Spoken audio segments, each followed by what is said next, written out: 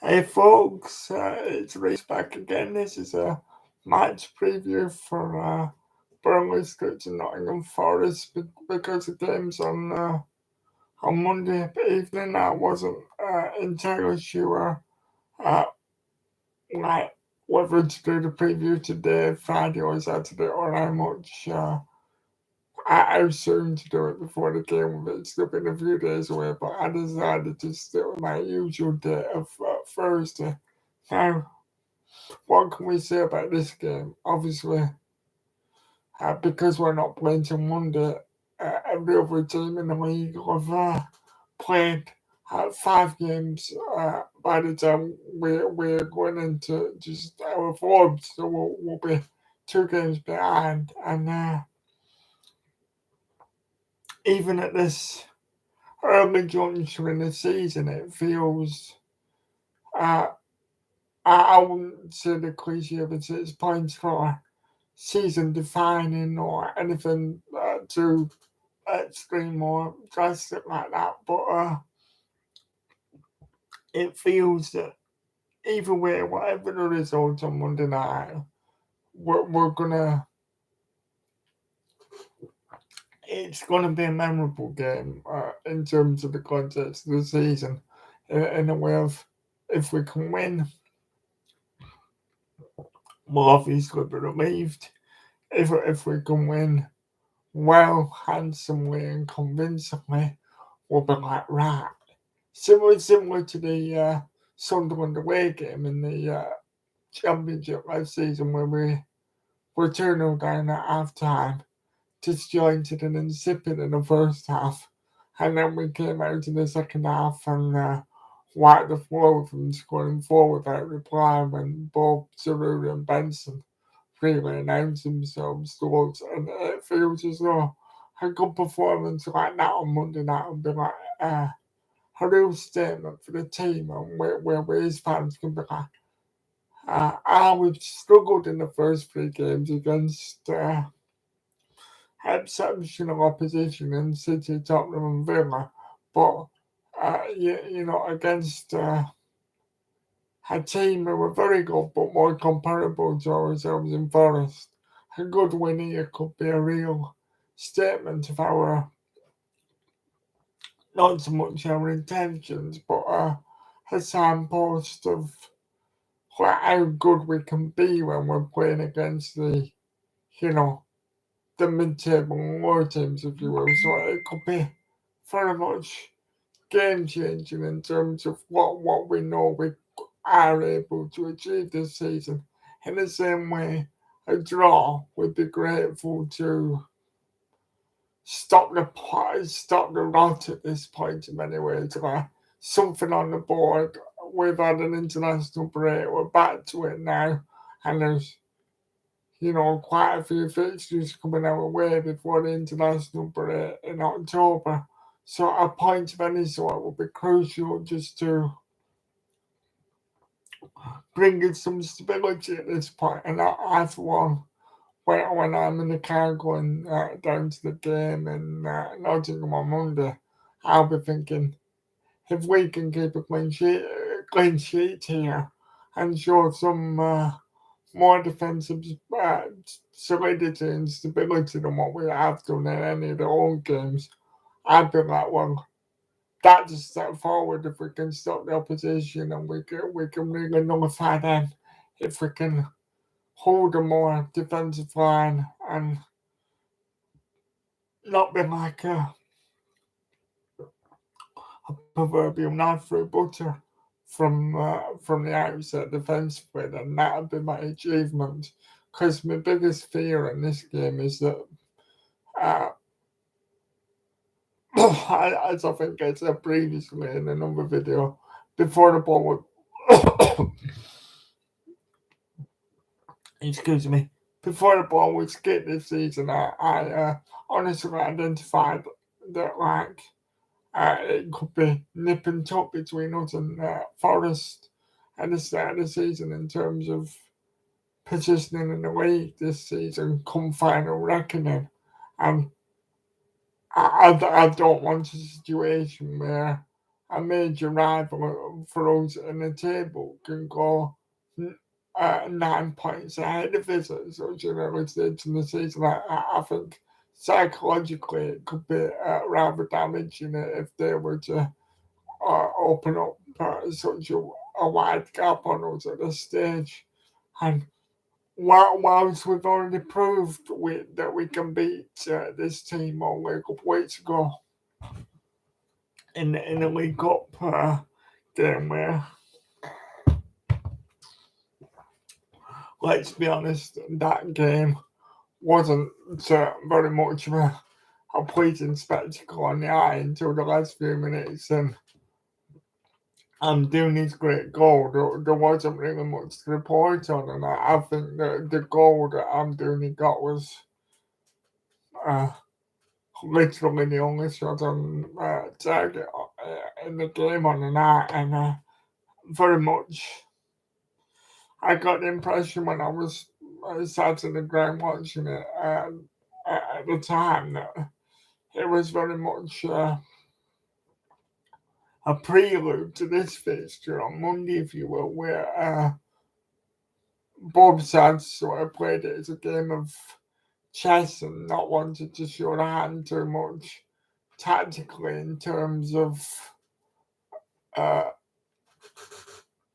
what we want to be doing in this game, and the same way for Forest not wanting to give too much away. I don't think that there'll be more than a handful really of players on both sides who would start the cup match and who would then start again on Monday. So it was sort of a both teams kept their cards close to the chest.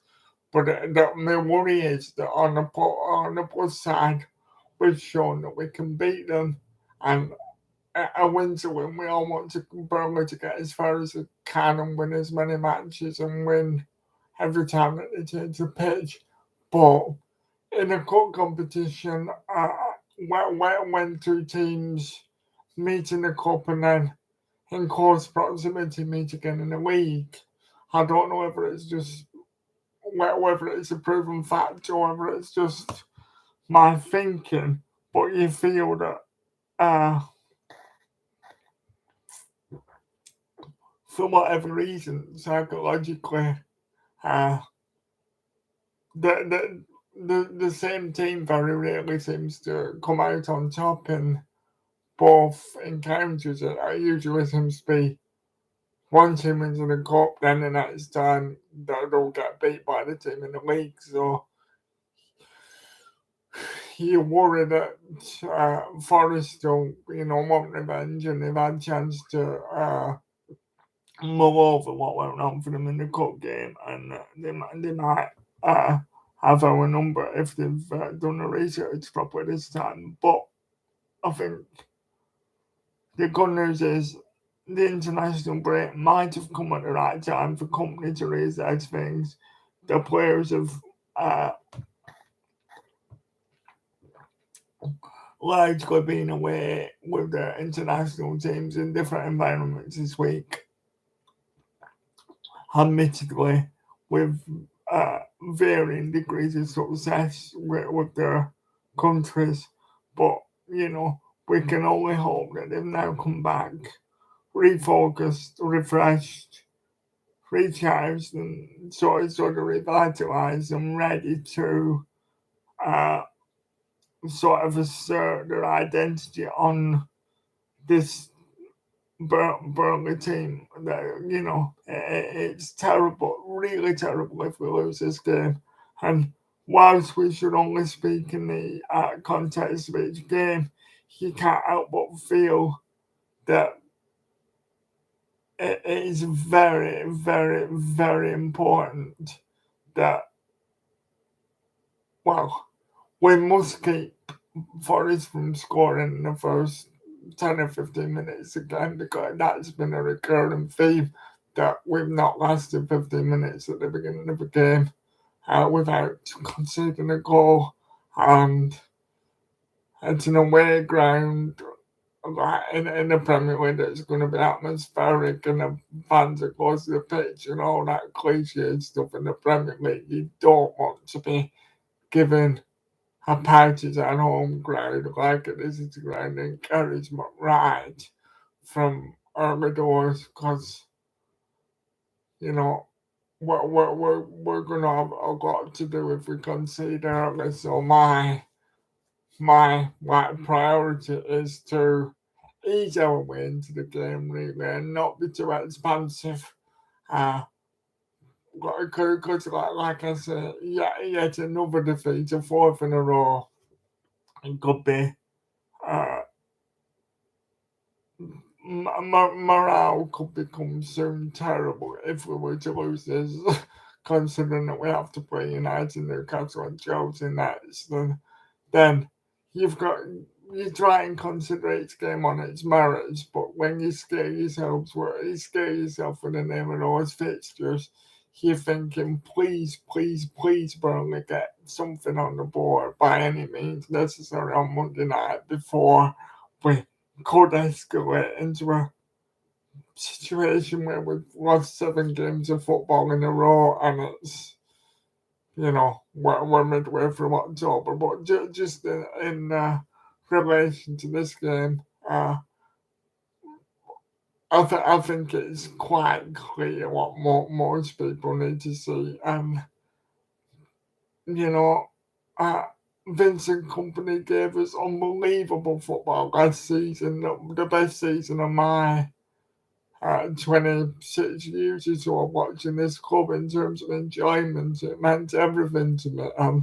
I'm not criticizing him, like beyond measure. I love him, and it did take a long time for me to severely question him. But we're all entitled to pay our money and say our opinion, and I think it's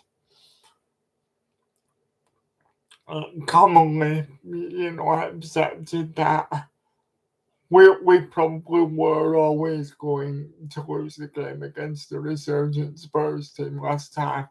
However, changing to about 5 at half time, putting Eldaki at right back and Connor Roberts out on the left when he's not a left back, and debatably whether Trafford should have been in goal to begin with for that game after what had gone before in the Villa City game, and Muric had been so impressive at Forest in the Cup. We're all entitled to say that Company tactically got the setup and the team selection, uh, you know, somewhat differently to what the majority of Burnley fans would have liked to have seen on that day now. So when the team sheet comes out on Monday, we are going to be like awaiting that with bated breath because I would argue that he would have to accuse Company of stubbornness if you don't see Charlie Taylor as a left back in that team on Monday night. He played perfectly well and had pretty much a faultless game when he got his opportunity in the last cup game. It didn't work one little bit with Roberts. He was a square peg in a round hole, and although he was by no means great, when he was forced into his wrongful position at left back, uh, it was to the bigger detriment of poor Eldakil at right back, who was absolutely slaughtered and hung out to dry by being a right back when he doesn't belong there. As for Forest, they come into the game with a lot of confidence. Uh, I don't think they've necessarily played a bad game as such. This season saw them play well at Arsenal, who I think they were fancied to be steamrolled by in the first game. they came out on top of the 5 margins against Sheffield United in their first home game. But having watched that game, it was sort of only in the last half hour that Sheffield United woke up. If Forest could have been more clinical in the first half, then they could have been out of sight by 2 or 3 by half time. And then they were, stitched up by VAR at Old Trafford. The only team so far to score 2 goals in 10 minutes at Old Trafford ever in a league game. And then they were sensational at Chelsea last time. So we really are. We're playing a rival, but we're entering into this game, unfortunately. Much more desperate for the result than they are. If they can be on 9 points after just 5 games, they'll be absolutely delighted. But what is, I think, an interesting comparison to draw is, although we've been extremely busy and maybe busier than any Burnley fans anticipated over the summer window, in terms of not only the money spent but the number of signings for the door for us surpassed what I expected, and it is on a somewhat smaller scale because it was just kind of unfathomable how busy Forest were in the transfer window last summer. I think, if I remember correctly, they signed either 26 or 27 new players, and essentially, if memory serves me correctly, they almost entirely discarded the successful championship players who'd got them up for the playoffs. It was a complete overhaul, and we feel like we've had a complete overhaul at Burnley, but we haven't really, of course. It's just that we don't know what our best team is yet. But basically, my point is, Forest went berserk on making their signings. They didn't know the best team for a few months at the beginning of last season. I remember them being absolutely appalling away from home, especially. I remember them getting up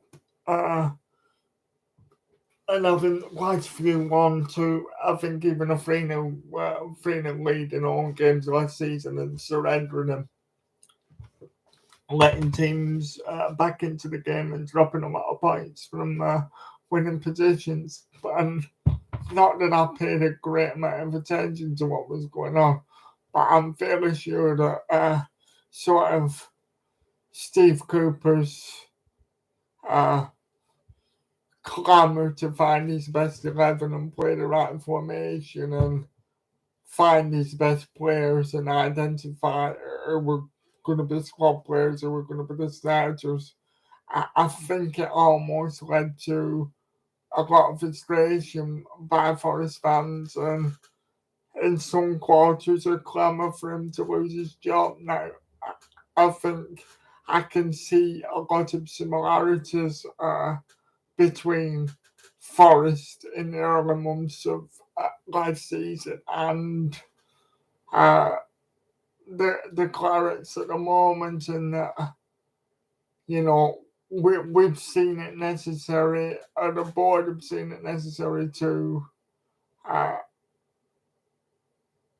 employ a long-term vision, if you like, by signing players who've got such a potential resale value, who are young, hungry, dynamic, excellent scouting all over the continent and what have you. But we have in some ways thrown the baby out with the bathwater or the dishwater, whatever the phrase is, and that we haven't really seemed to want to give the chances to the older players, the J Rods, the Taylors, especially the Murics, the Brownhill.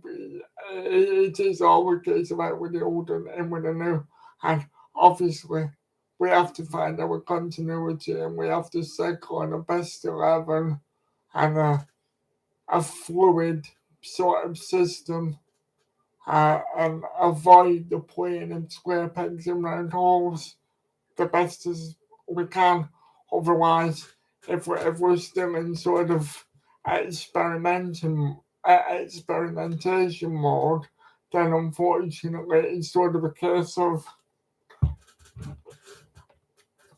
we can't just surrender points while we find our feet because the league is so brutal and relentless and unforgiving that if we don't wake up and settle on what we need to do by November, then unfortunately, it could be very, very serious for us.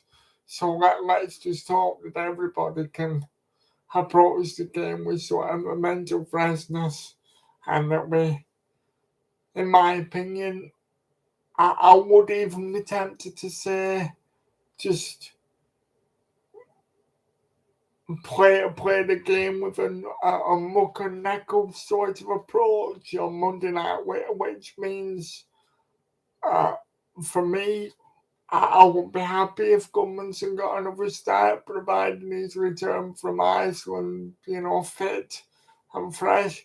I would have no complaints seeing Charlie Taylor at left back. In fact, I really want that to happen. I really think that Trafford, I wouldn't use the term being dropped as into suggest that I don't think he's good enough because I think he's going to be amazing.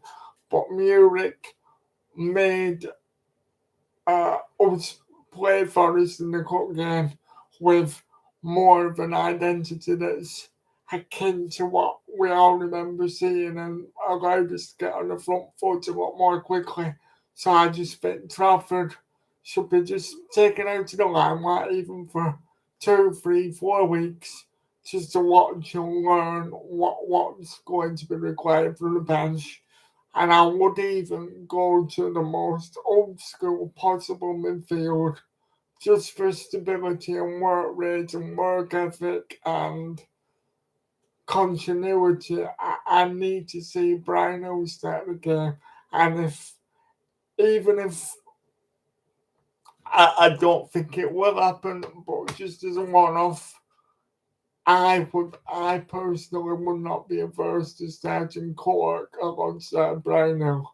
I don't think it will happen because I don't necessarily think it's, not the ethos that company probably looks for, but I'm talking in an ideal world just to grind something out and be solid and make sure that there's next to no space between our defence and midfield. I might do that, but I personally expect that in sort of the best case scenario, it might be Brownhill alongside Cullen, providing Cullen's back from Ireland okay. But I don't think, and again, it's just the case of a player taking his time to bed in and find his feet and needing to understand what is being asked of him. But I myself don't think another start for Sander Burge can be justified at the moment. So let's hope we can just get something on the board. In a dream world, a win, but we desperately need a draw. And if God forbid we lose another game, let's just hope that we compete and don't look sadly, exposed every time. get Forest attack, because if we are, then he would say that it would have to be back to the drawing board from a tactical perspective if we were walked through by a team who were not particularly, uh, you know, potent in attack, and especially now that they've lost Brendan Johnson. It's, don't forget they made 7 signings on deadline day too that had yet to bed in for them. So, let's hope we can capitalise on any sort of, you know, uncertainty that might be in their camp over which players to play and which positions, etc. But anyway, that's me done because I'm just rambling now. Please like and subscribe, share, and subscribe to my channel if this is your first time watching me. Take care and enjoy your weekends, and I will be back to speak to you on. Well, there might be some watch-alongs for the matches over the weekends, but Burnley-wise, I'll be back to speak to you about what we see at the City Ground on Tuesday morning up the Clarets, because this is a massive game that I think, whatever the result, we're going to look back on as a game of significant context in our season. So, bye-bye for now. Thank you for watching.